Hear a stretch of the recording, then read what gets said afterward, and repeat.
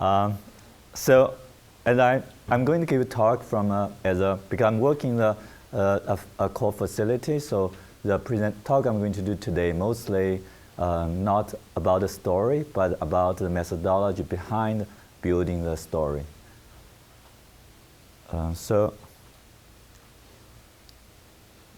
about 2 years ago, the Economist magazine ran a special report with a title called Biology 2.0.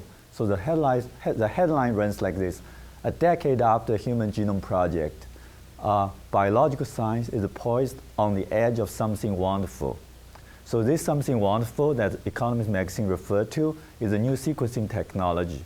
So with the new sequencing technology, we not just look at the genomic sequence of one individual. We'll be able to sequence every single individual in the world. So basically, so for us who are working on genomics, we are basically moving from genomics to population genomics. And so, the stories, the work I'm going to present today, mostly about our work on analyzing the genomics from population genomics.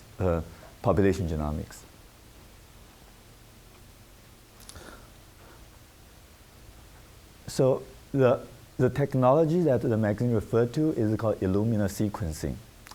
So Illumina sequencing can do very high depths of sequencing at very low cost.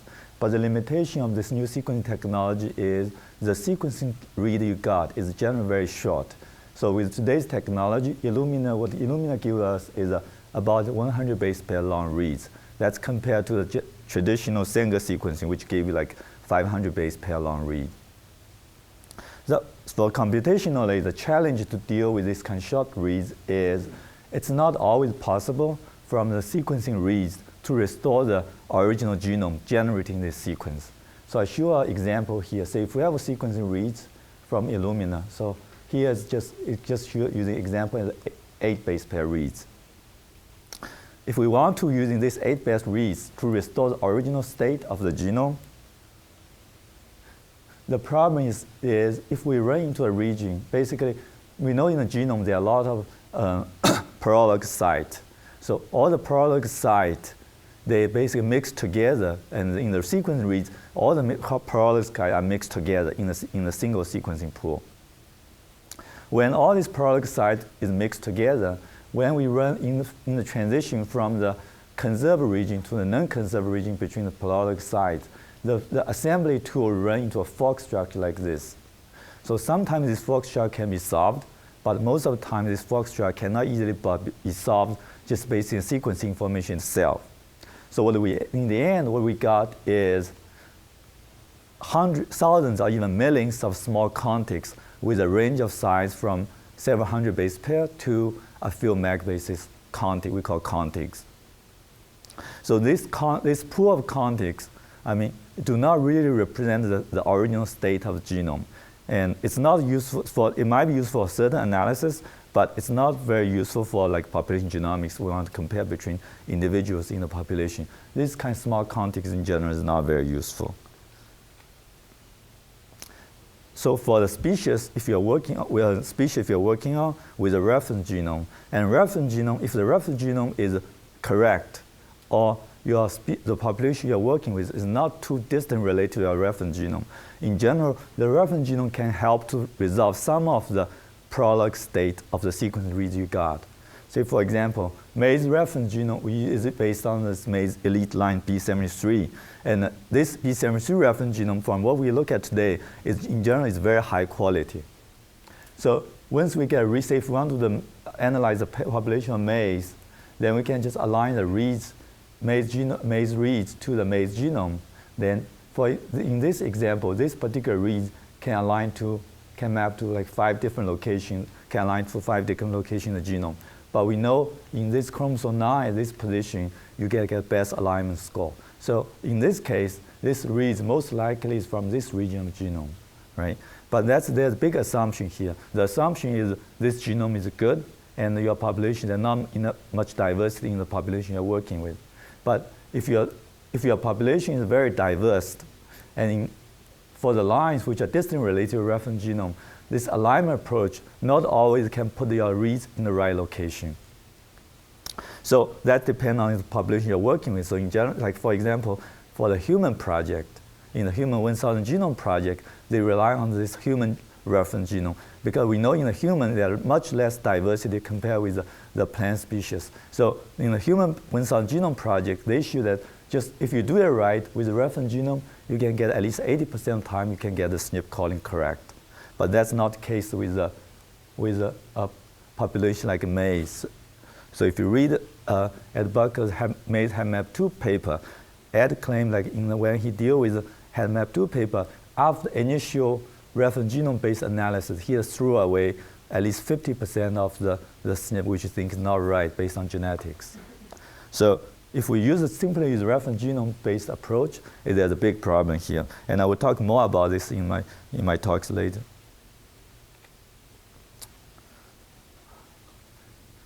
So if you use the sequencing information, from the sequencing information, you cannot restore to the original state of the genome and what to do. So when people start to work on human genome, and they rely on ancient technology called RH-map. If you don't know about RH-map technology, basically you can look at it as you can do a genetic cross between cells, and you can do the genetic cross within the petri dish. And from progenies of cell lines, then you can check the linkage between the different markers. By doing RH-map, basically you can construct genetic map all the markers. So in original human genome sequencing and in dog genome sequencing, they basically rely on this RH-map to help them to construct the genome correctly. And as time moving on, now we are moving to the population genomics age. So for the 1,000 human genome project, they're not doing the RH-map. What they did is they used this software called Beagle. What Beagle did basically rely on LD information between the marker pairs using all the several thousand human genomes they sequenced. So rely on the LD information, they can improve the accuracy of the HAMMAP project from like 80 to 85% to about more than 95% accuracy. So, so when we are working with plant genome, actually, when we do a plant genome, in many cases, it actually be easier than to the human genome, because human genome, we have no control of the population structure we're working with. So the nice thing about working with plant genome, we actually design the population, for example, like NAM population designed by Ed Bucker's group. And you can basically, when it's designed population, we can minimize the error caused by the structure variations. So we do have some advantage here compared with working with the animal species when we're working with genomics in the plant species. So I'm going to talk about the work we did. I was going to separate in two sections. First is we do the reference genome guided analysis. Then I'm going to move on to de novo analysis. So when we do reference genome guided analysis, there are two different approaches. One is just do whole genome shotgun. So basically, when the whole genome shotgun approach is we make a DNA from this individual, then we can just randomly break down DNA into small fragments. Then we sequence the two ends of each of these DNA fragments. That's what we call a whole genome shotgun or WGS approach. The disadvantage of WGS approach in general, because you have to sequence the whole genome, and it's relatively more expensive. And you might be okay to do a couple of individuals, but if you want to do thousands of them, 10,000 individuals, cost will be too prohibitive to do if you want to do it using WGS for population genomics work. So most of us have been using different kind of ways to reduce the genome representation. So I listed three examples here. One is this genotyping by sequencing platform, or GBS, invented in Ed Bucker's group, or the red sequencing, which is similar to GBS, but the protocol is a little bit different. We involve more complicated site selection steps. And for the mammalian work, in the mammalian field, and most people refer to exome sequence. Just instead of sequencing the whole genome, they basically use a special array to pull down the specified region. In this case, is exome region, and only sequence the exome region instead of sequencing the whole genome to reduce the genome representation. So this figure shows here just an example from GBS. So basically, you cut the DNA with a certain restriction enzyme, then you only sequence the 2 ends of this restriction fragment. And in GBS protocol, because they have size selection stage through the PCR, so not every fragment will be sequenced, by just only select a number of fragments from the genome, you can reduce the amount of sequencing you need to do, so you can reduce the cost by this, reduce the genome representation. So I'm going to present one. Okay. Okay. So I'm just also in the next slide. I'm just show you the general strategy people have been using for calling. So once you have reference genome, and so next two slides just show the general strategy for calling the genetic variants from the reference genome.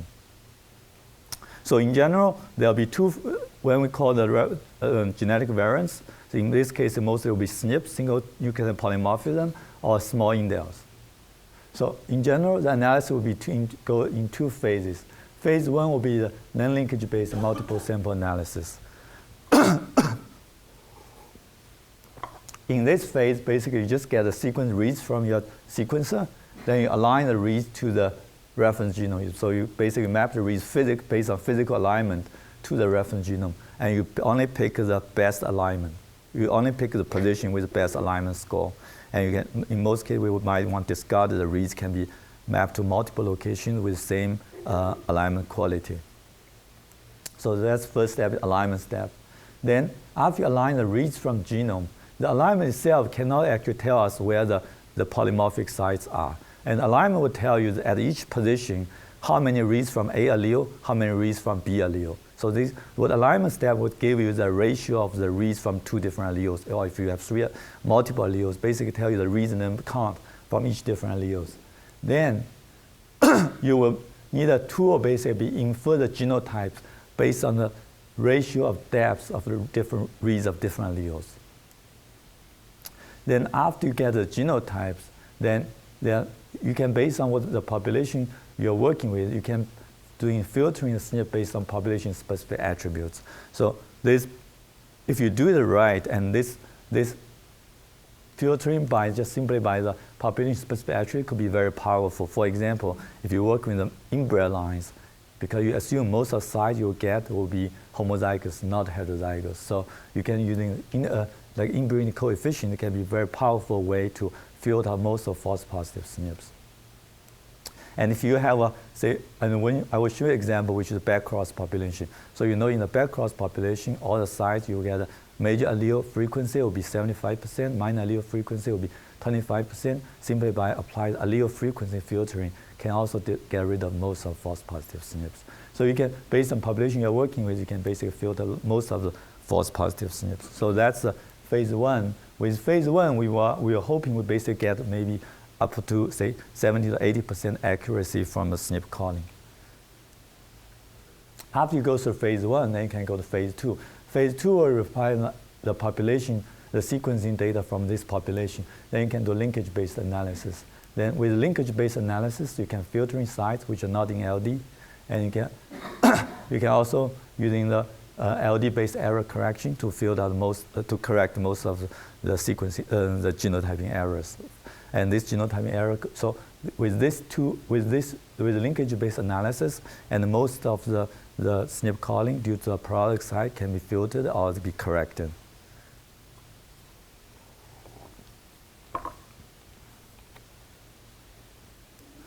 So one thing I want to emphasize, when we do because when we say when doing SNP calling or sequence alignment, people always like to say DNA is DNA, but what we have found is that DNA is not just DNA. So data analysis strategy for the variance calling is highly population dependent.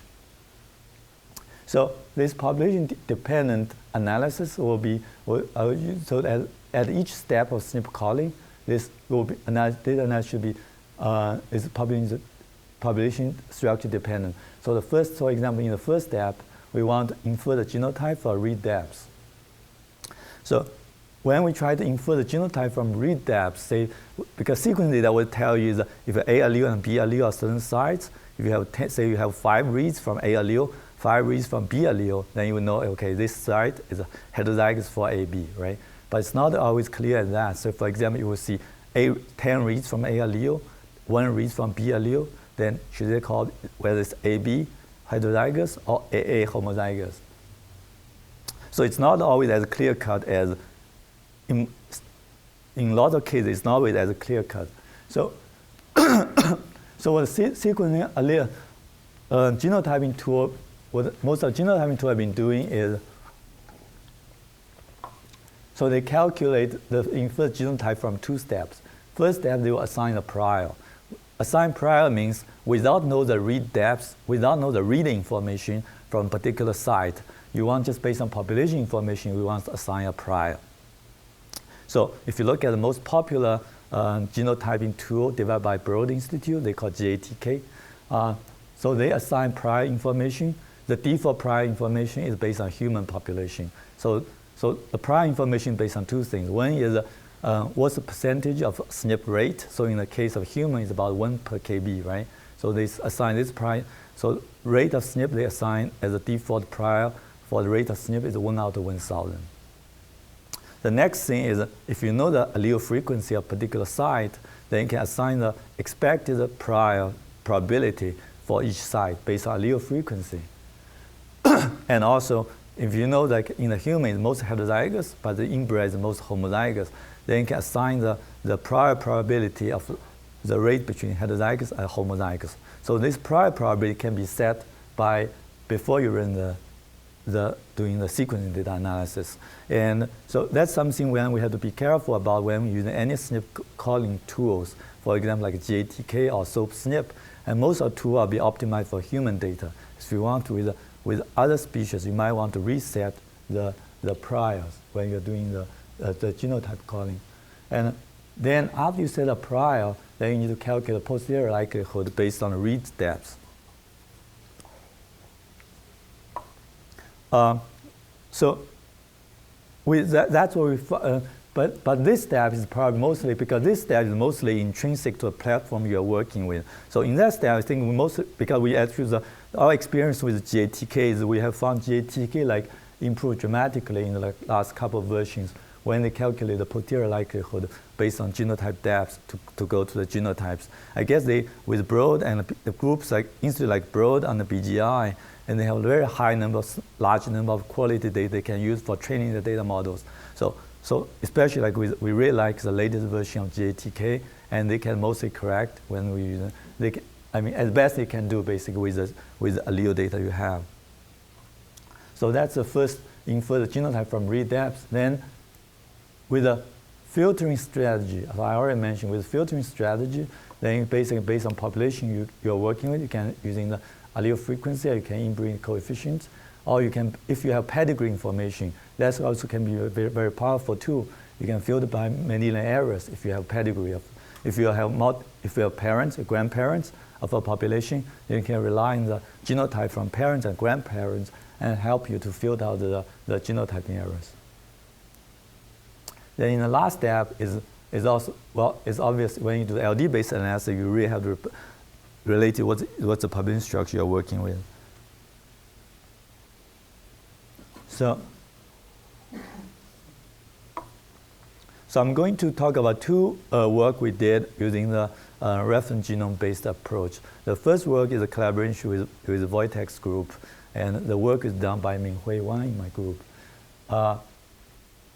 So in this particular project, we just want to do the low-depth whole genome sequencing, or WGS sequencing, to identify the crossover point, the crossover site in the backcross population. This backcross population is a B73 and MO17 backcross population. Basically, you first cross B73 to MO17, get F1, hybrid F1, then backcross this F1 to the B73. Then we have a population of, then we basically sequence this BC1 individuals. So at this point, we only have like 12 individuals, but we expect at least 100 BC1 individuals for this project. So when we sequence this BC1 populations, so we decide to use very low depth sequencing, but we opt to sequence at very low depths, but with more individuals. So the reason we can do the low depths is, so if you just sequence one single individual, if you just sequence one individual with this low depths, we will have a very high error rate. Say Minghui just, in this slide, Minghui just show, so if with 1 point, so this plot just shows if we with 2x depth, if we have read depths, in the side we have 2 reads. So the probability of error rate is 50%. So this error most come from basically the heterozygous side will be called as a homozygous side, right? If you have 1x depth, if you only have 1x depth coverage, you expect 100% side will not be called correctly, because with heterozygous side, you won't be able to call just one read to call heterozygous side. But with 2x side and AB heterozygous, with 50% chance will be called either the AA or BB. Only the 50% chance it will be correctly called as AB. So this plot just shows with different depths of coverage and the error rate we'll expect to get. So even with 4x coverage, we'll get like 14% error rate. So that error rate is very high. That's because we only sequence one individual. But if we sequence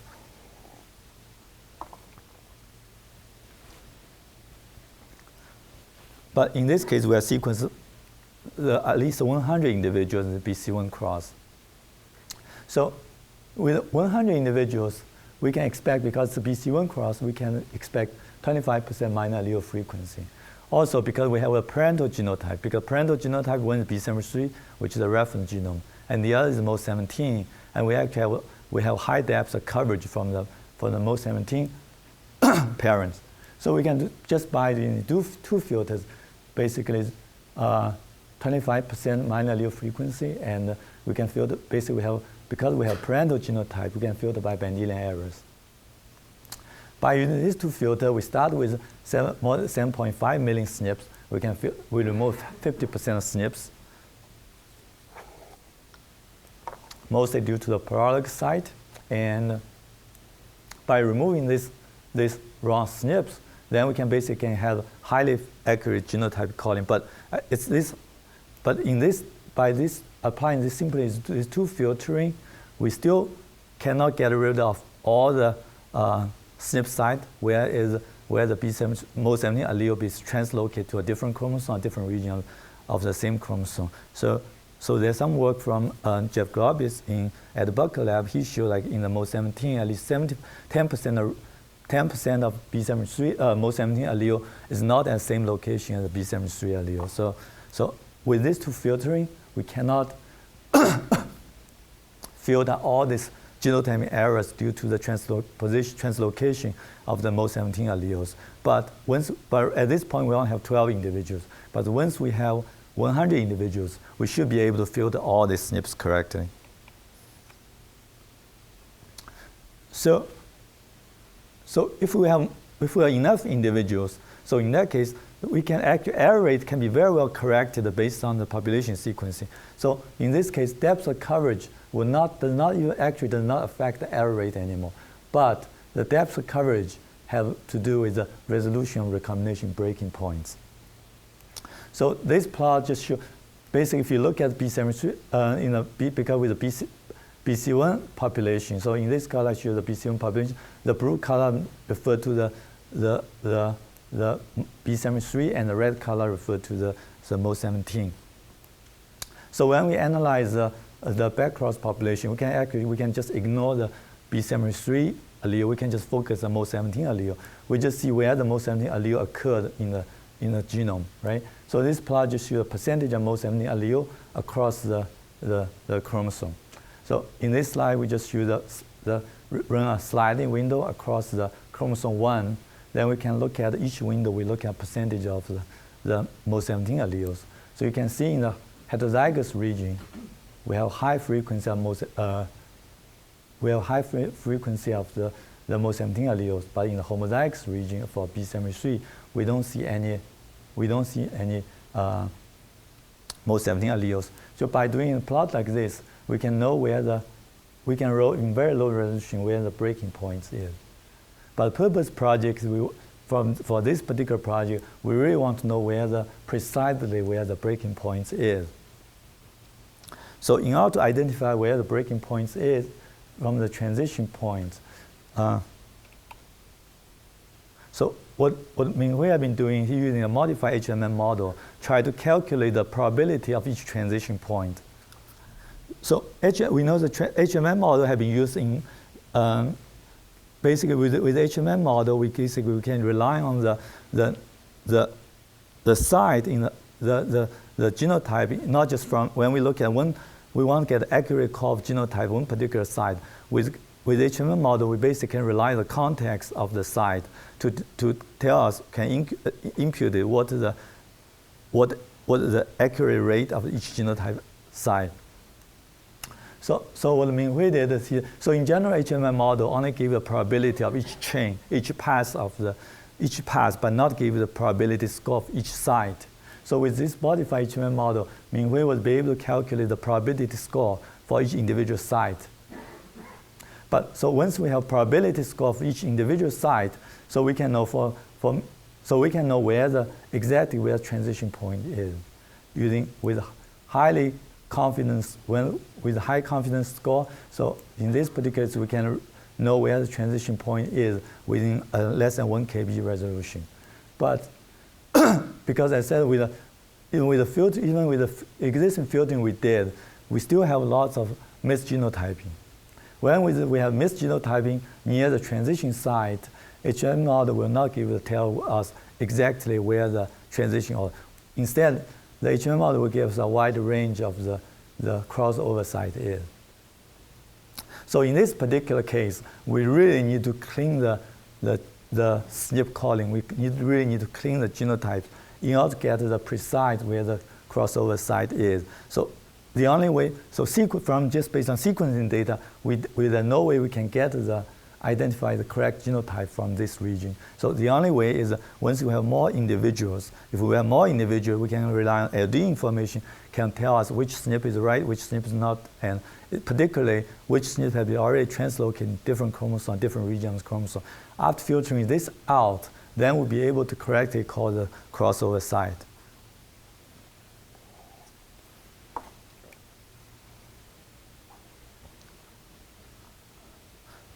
So I'm going to switch gear to another project. Basically we're using the GBS approach. We are going to GBS to genotype outcross species in population outcross species. So as I said, so difference between the whole genome sequencing and GBS is whole genome shotgun sequencing. You sequence the whole genome, and with GBS, we are not sequencing the whole genome. We only sequencing a selected restriction site on the genome. By doing GBS, we can reduce the cost of sequencing cost per individual because we are not sequencing the whole genome. So GBS approach was originally developed in Buckler's group mostly for the inbred species like maize, rice, sorghum. And in this project, Katie Heimer wanted to use a GBS approach to solve the outcrossing population. In this case, it was grapes. So the difference between, so in the outcross population, we expect high level heterozygous in the grape species.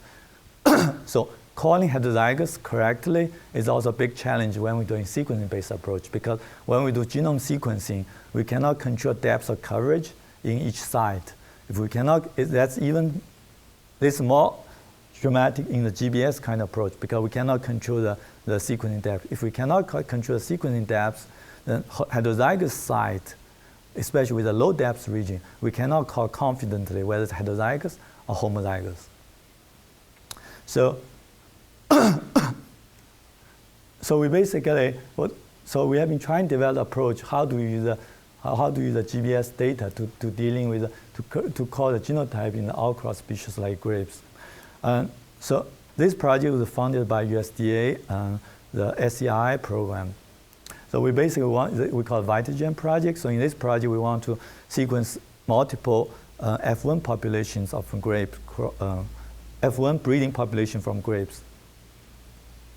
And the approach we took is very similar to like in the initial approach is similar to what taken by the Maize diversity project. Basically, we would like to instead of just sequence one individual time, we want in the first step analyze. We just pull all the reads together from the whole whole species. So that's, in general, that's the approach taken by most of genetic diversity projects, including like Human 1000 Genome Project and the Maize Diversity Project. So basically, we want to build in the initial genotype call, we want to build across the whole species, or in the Maize example, we basically, the initial build is on the whole Zea, the whole Zea genus. By combining all the data from the whole species or the whole genus together, we can build a much better error model on the sequencing error, because we have combined much high depths when you put all the individuals together. So by combining the pool of this species, then we can generate a preliminary SNP calls. That's unfiltered SNP calls. So when we're dealing with the outcross species, as I said, one challenge we're having is really how to call the heterozygous correctly. So in the first step of genotyping calling, so if you look at GBS pipeline for the Zea project, what they did is so Zea project GBS pipeline output this they call HepMap file. So HepMap file basically just gave you genotype calling, but without giving you the depth of the coverage. With the Vitis project, we know the depth of coverage at each site is important to us. So in this pipeline, the preliminary result we generate, we use the VCF file to represent the genotype results. So for example, in this site, we have genotype C that's represented in the Zea pipeline. But if we use a Vitis pipeline, we use a VCF file basically to help us the detailed information on this site. So in this case, we just get one read C of this site. So we not just know it's a C, we also know there's only one read support this genotype calling. So after we have the reads for each site, then we basically will calculate the likelihood score of each genotype. So this is a formula used for calculating likelihood score. So at each site, we'll calculate likelihood score of A, AA, AB, or BB. Or if you have third allele, then we'll calculate likelihood score all the possible allele combinations.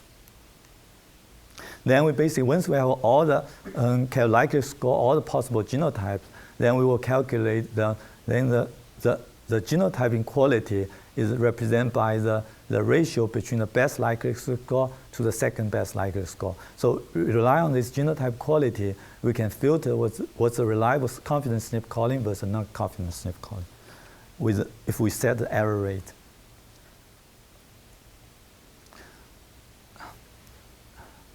Then once the preliminary SNP genotype results, then depend what kind we want to do with the genotype. Depend what we want to do with this genotype results. Then we can just filtering. We can do either filtering without pedigree information or filtering with the pedigree information. With filtering without pedigree information, we can limit the power, but really depend what you want to do. So, so this slide just shows the error rate we got before and after filtering. So as you know, we know that depth of coverage is important when we call heterozygous sites. So in this slide, we should if we don't do any filtering, based on sequence depth of each site, and with the current setting, we get at least 30% error rate in the genotyping results. So with 30% error rate, is not acceptable most analysis we want to do. But if we filter by depth of coverage we allow only site with at least 3x coverage at each site, then we can reduce the error rate to 15%. If you use the depth of coverage to 5, then we can reduce the error rate to 8%. But then if we use the genotype quality score, so genotype quality score is based on likelihood of the best and second best the allele combination. So with the genotype quality score at 98, then we can control the error rate to 3%. So if we know what error rate we can tolerate for the downstream analysis, we can just set up this GQ score filter or set a depth filter. We can filter our the SNP genotype to the error rate we wanted. Then with that genotype result, we can carry out the downstream analysis. But the problem with more stringent filtering is also lost site. So without filtering, say we have 100% site, but if we filter by the GQ to 98, and we can retain only 67% of the 67% of the site. So then what we need to do is, because then we will leave lots of missing data, right, with at least 1/3 of missing data. So in that case, we can try to impute the missing data. If we have a pedigree information for a population structure, we will be able to rely on LD to impute the missing data or correct the genotyping errors. So for certain applications, if you want to do the phylogenetic tree relationship of the lines you're working with, so you really don't need many. I mean, you can. In most cases, have pretty high error tolerance. So for example, in this plot, so Katie just showed a MDS plot of the vitamin population she worked with. So she had 4,000 individuals. So the MD plot, so distance, so each dot here represents one individual in the population. And she used different color for different populations. So you can see here, of the same population, individual within the same population, in general, they cluster very well together, but different population be separate in different clusters. But so in this particular population is from muscadine family, and you can see that in this population is more distant related to the rest of the Wichovitis vinifera populations.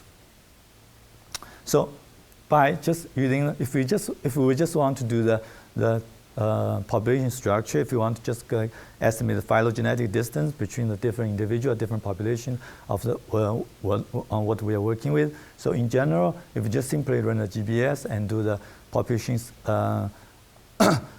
even without the pedigree information, in general, we can pretty good genotype result to do the analysis.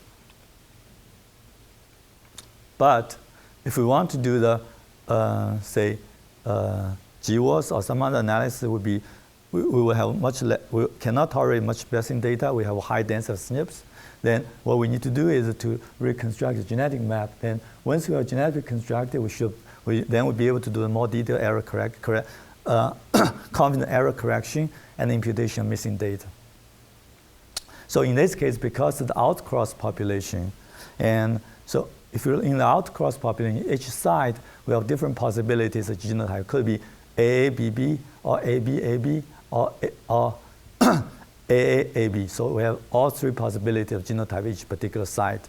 So in order to construct a genetic map for the outcross population, so we decide only rely on the site with a minor allele frequency of 25%. So in this, so basically, we only use with a site which the genotype is the parental genotype is AA and AB. So what we are doing here is a biparental F1 population, and so if you look at general allele frequency before filtering, we can see there are three peaks here. One is the major allele frequency 50%. The second peak is 75% major allele frequency. And the third peak is mostly due to sequencing errors here with very low minor allele frequency. So in order to construct genetic map, we only using the markers with major allele frequency at 75%. So with this, we rely on this peak of maps. We'll be able to generate a high density map from the biparental population in the Maize. And once the map is constructed, once the map is constructed and properly phased and ordered, then with the missing data, we can fill in the missing data based on the haplotypes.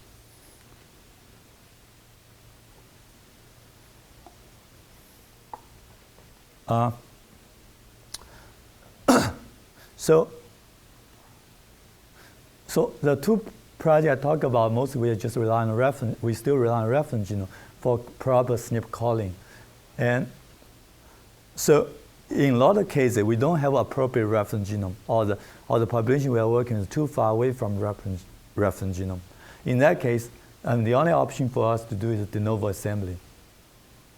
So at this point, we at CBSU, we just start working on de novo assembly. We haven't do a whole lot of experience with the whole genome de novo assembly. I'm just going to talk about example here. Is the whole transcription de novo assembly. So what I think in the next few years, what we need to do is when we're dealing with a population, either we don't have good reference or we don't have reference, not optimal reference. I think what in the next few years we will need to do is like follow some step like this. First, we try to work with, if we have a reference, we try to work with a reference. Then we will try to improve reference by building a we would start initial play with a de novo assembly, and we just try to improve our reference by adding the context not representing the reference genome. So we construct a pan genome. So if you look at 1,000 Human Genome Project, they pretty much follow this path. So first they use the HG19 human reference genome to construct SNPs. And nowadays they have this kind of like a pan transcriptome. Basically they add the context which is not represented the HG19 reference genome in order to improve SNP calling quality. So then finally, once our technology become mature, then we'll basically be able to do the true whole genome assembly from each individual. Then we can do compare the haploid genome from each individual for the population genetics work. But before this become reality, we have to deal with rely on reference genome help us do the variant calling, or rely on the pan reference genome for the variant calling. But because we know there's extensive amount of translocation of each individuals, then we can rely on genetics to help to anchor the markers to the phase genetic map. So the work I'm going to talk today is done by a collaboration with John Doble's group in Wisconsin Madison. So work is done by Robert Bukowski in our group. So in this particular project, we want to allele specific transcription in the Maize teosinte hybrid.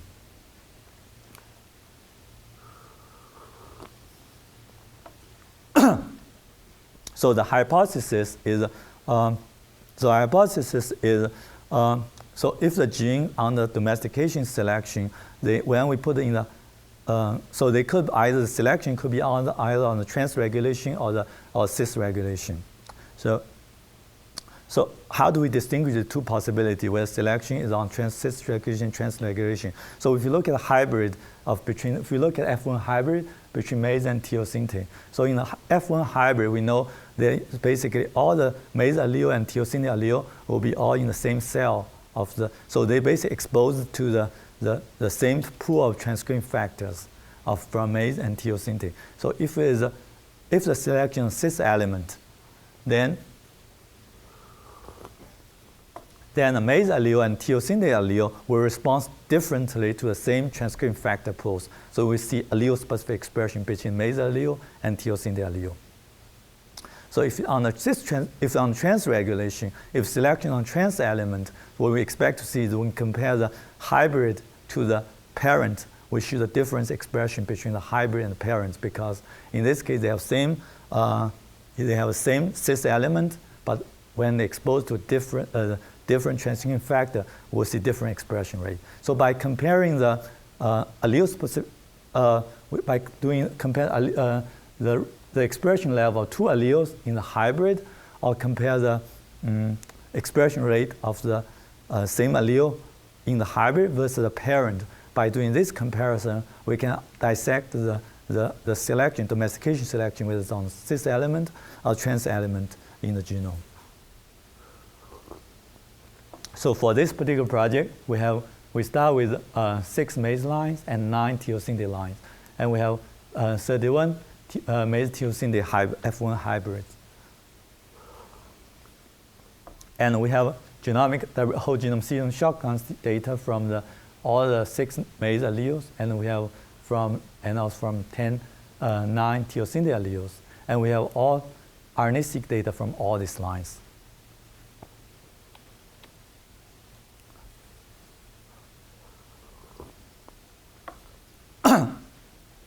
So I'm going to so in this slide, I just want to give you the justification why do we need a whole de novo transcriptome of de novo assemble transcriptome. Why we cannot use a reference genome for this allele-specific expression? So the reason is, if we want to look at the differential expression of two alleles of the maize and teosine alleles in the RNA-seq data. Say if we use the maize transcriptome as a reference, then we align the maize reads and teosine reads to the same maize reference. What's going to happen is, because we know the the RNA sequence from maize will be more closely related to the reference, while the teosine reads will be more distant related to the reference. So what's going to happen is it's easier to align the maize reads to the reference, but not as easy to align the teosine reads to the reference genome. So the consequence is, if we look at particular SNP sites, in general, we always see more maize reads than the teosine reads. So basically, if we want, because the purpose for this project, we identify allele-specific expression. But if we use a single maize as a transcriptome reference, what we're getting is not allele-specific expression, but what we'll get is allele-specific alignment. Basically, in this case, maize reads will be more easily aligned than teosine reads. So if we just plot the ratio of the genes of the maize ratio between maize and teosine, you will see most genes will high. So here is 100% maize. In this part, here is 100% teosine. We can see most genes, they will see bias toward the maize alignment. So basically, we always see more maize reads than the teosine reads at any particular site. So in order to resolve this alignment bias when we analyze the allele-specific expression, so ideally, we need to have two references, one for maize and one for teosine. So if we have two references, then we can align the maize reads to the maize reference and align the teosine reads to the teosine reference. Of course, initially, basically, the two pools are mixed together in the hybrid. The maize reads and teosine are mixed together, but we can just, using very high stringent alignment, we only allow the perfect alignment to each of the parent reference. By doing a perfect alignment, then we can just count at each SNP site, then we can count how many maize reads and how many teosine reads. By doing this correction, we can accurately call the allele-specific expressed site. So if you see here, if this analysis is done with two different references, you can see the teosine and maize are more balanced in this plot. Once we balance, we know we got the right reference transcription from both parents. So the question is, how do we construct the reference from both parents? So one approach is just doing de novo assembly. So because we have RNA-seq data from all the teosine parents, then we basically can run the de novo assembly. In this case, we use a software tool called Trinity. And so we have de novo assembly from 9 maize line plus B73. We use B73 as a control to make sure we get the de novo assembly we got is right. So if you look at this column just shows the N50, basically median, the contact length from the assembly. We can see the median length at around 1.5 kb. Then we can use the B73 transcriptome to verify how the quality of our assembly. Then we basically align the contigs from the assembly to the B73 reference transcriptome. Then we know we use a set of threshold. If we get 95% of the whole contig length and we get 95% accurate alignment accuracy in the region we got the full length contig. By this criteria, we get for each individual we got between 15,000 to 21,000 full length cDNA. So from this number looks pretty good. Basically from this de novo assembly data, and we got at least 15,000 full length cDNA transcript from one single each individual. So we expect in this probably we expect maybe at each tissue we expect to get like 20,000 transcript, but we get 15,000, at least 15,000 full length transcript in this particular experiment. So this looks pretty good. But now that there's a problem here. When we do the de novo assembly, when we check each contig in detail, basically what we did is align the contig to the B73 reference. What we found is actually this particular B73 contig can be aligned to 5 different locations of B73 genome. Then we check the sequence in detail of this particular contig. Actually, what we've seen is this contig is a mosaic. It's not just from one single region of B73, but instead, this is a mosaic from 5 different regions of the genome. Basically, these 5 regions are most likely come from very recent genome duplication. They're very highly conserved. So like each color here in this contig represents a different genetic locus on the genome. So then we basically, and because assembly software cannot distinguish, assembly software only based on sequence number, cannot distinguish which part of the reads come from. Then what we end up with is a chimera of multiple regions of the genome. And sequences, from sequence itself, we don't have much power to resolve this. So down the road, what we really need in order to identify this kind of mosaic, down the road, what we really need is more individual in the population. Right now, in this particular case, we only have 9 individuals from population. We don't have much power for us to resolve these chimeric issues. And if we use a chimeric as a reference to the allele-specific expression, we'll not get a right result because it's a mix of multiple genes. So that's actually a major problem with the RNA-seq data we are working with. So probably if you have done RNA-seq, we know most people just rely on the aligned reads to the reference transcriptome, then count the reads of the alignment to each transcriptome to use that to represent the expression abundance. But when you use this approach, what we're getting actually a mix of multiple genetic loci on the genome. But for some situation, it might be okay. But if you want to do, especially in allele specification, so this is not acceptable. So then we basically have to give up this approach because we don't have enough individual for us to resolve it correctly. So we decide just using we still have to go back to a reference-based approach. Basically, what we do is we do SNP calling from the whole genome shotgun sequencing data. Then we basically construct we instead of just construct de novo, we basically do the reference-guided pseudotranscriptome construction. So we do call SNPs. And once we get SNPs, then we fill the SNPs into a B73 reference genome to construct the teosinte reference. So what I'll point out here is when we call SNPs, in order to call SNPs correctly, we basically rely on 2 different filters. One is a Mendelian error filtering, because we have the good coverage on the parental genotyping data. We can rely on the Mendelian error filtering to filter out most of the parallel sites. And then we also rely on reference genome to resolve some of the parallel. Basically, using these 2 filtering approach, we think we can filter most of the parallel sites, but if not all of them. Then from the SNPs from the whole genome sequence data, then we'll be able to construct the pseudotranscriptomes. Then from this pseudotranscriptome, from each individual, then we can call the allele-specific expression. So this plot just showed he showed the allele-specific region across the genome. Then we can see some region. We can see actually most we don't see. We can see the scatter across. We can see allele-specific loci scattered across the whole genome. But in some region, we do see either the whole region could be mostly Maize alleles, and in some region, we can see more heterozygous teosinte alleles.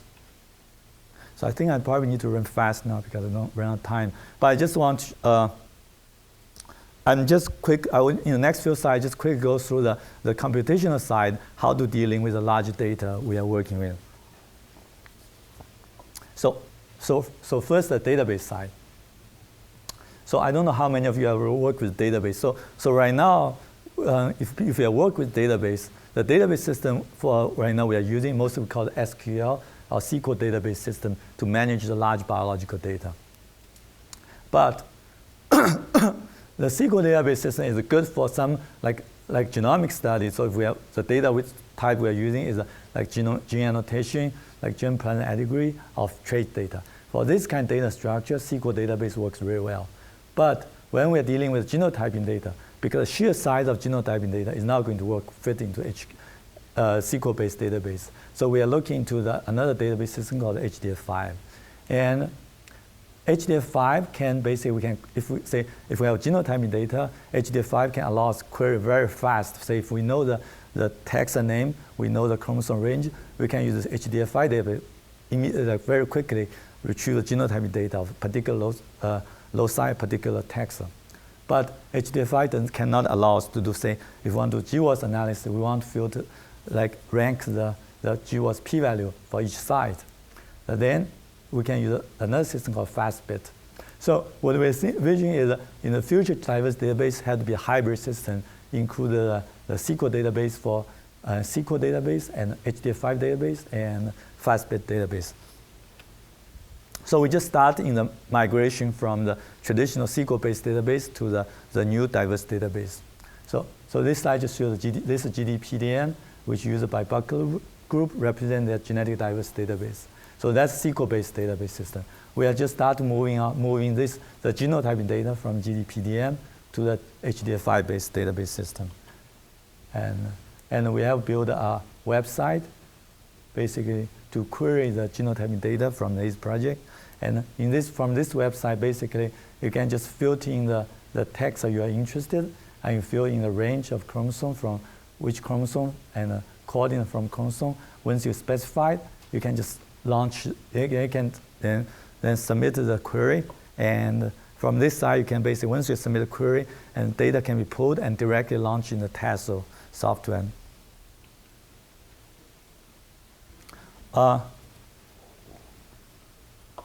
So as a facility, we want to work together with as many labs as possible, but we have limited manpower in our group to do the research collaboration. So what we're thinking in the next few years, what we not just focus on research collaboration, we want to open the facility, make our resources in the facility more accessible to the Cornell labs. So one thing we have been doing is we basically build a computer lab we call BioHPC Linux Computing Lab. We build a computer lab, and then we make the computer lab accessible to all research groups in Cornell. And we also run office hour every Monday from 1 to 3. And people can come over to just, we have run open office hour. No appointment needed, just come over. We can provide consulting, how to use our computer lab for the research analysis. So this is just acknowledgements. So this is a list of CBSU staff. So what I'm talking about today, mostly done by Heidi Keimer, Ning-Hui Wan, and Eric Pilati, and Rob Bukowski. And I would particularly want to thank our faculty advisor, Andy Clark, and also Ed Buckler for helping us with lots of collaborations. And the work is sponsored by NSF, USDA, and Cornell. I'll stop here if you have any questions. I know I'm running late. I will stay here if you have any questions.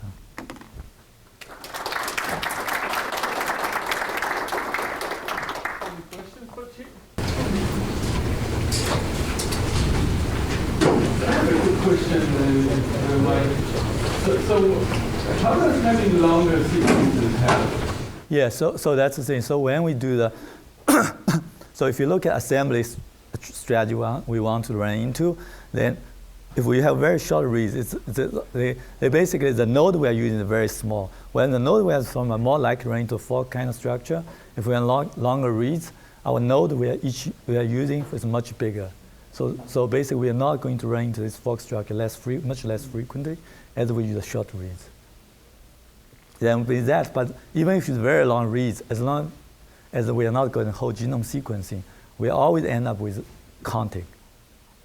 Unless we can really sequence the whole genome as one shot. But the difference with the long reads and short reads is depending on what the length of counting we will get.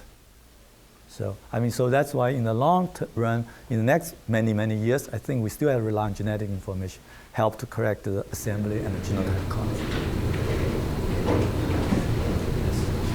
So if you already went over this, I apologize, but so if you have GDS data and you have no pedigree information, you said on one of your slides you can use LD to do error correction. Can you go into a little more detail? Do you build haplotypes, or is it just solely on sort of near neighbors? Yeah, so So with GBS data, if you don't have a pedigree formation, it's the problem with GBS. You get so much missing data, Right. so it's not always you can. Post-imputation. Let's assume you Yeah. imputed and then you want to use an Yeah, yeah. So I guess that really depend on your population size, whether you have enough individual allow you to do the LD analysis, right? You need to have enough population size. Right. And then Yeah. what So. do you build haplotypes or what type of LD analysis do you do? Yeah, potentially, if you have enough population, you could build haplotypes using you can. So first, you just build what potentially you could do. You can build like pairwise LD, then maybe do the filtering in the first step. Identify you can filter out the site which help give you the wrong LD pattern. That's probably the easiest way to do, I guess, in the first step, right? But that's computational. It's very expensive. Yeah. So that's the thing. So luckily, the species we are working with, they all have reference genome. We are hoping we get most of them correct with the reference genome assistance. But without reference genome, it will be, if you have to do pairwise LD, it's not going to be easy. So what we imagine to do in the future, in the next round, is we basically try to get a contig right. So we just do the LD filtering at each contig level before we move to the whole genome level.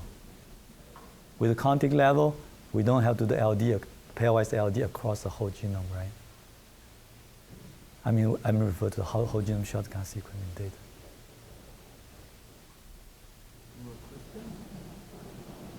The diversity database that you're building, is that designed primarily for Maize right now, or are you looking for other types as well? No, we basically want to make it open system, and it's all open source. It's going to be available for every different species. But we still, I think the thing is, we basically move ahead to build this database structure, have not basically working closely with the community. So the design of this schema is really based on Maize. But I was hoping basically once it gets more adopted, we would like to work together with the community, make it be more general applied for the other species. But we are hoping more people will be interested in this and work together with us to adopt a more generic schema that can fit in most other species. If there are no more questions, let's thank you again. Thanks.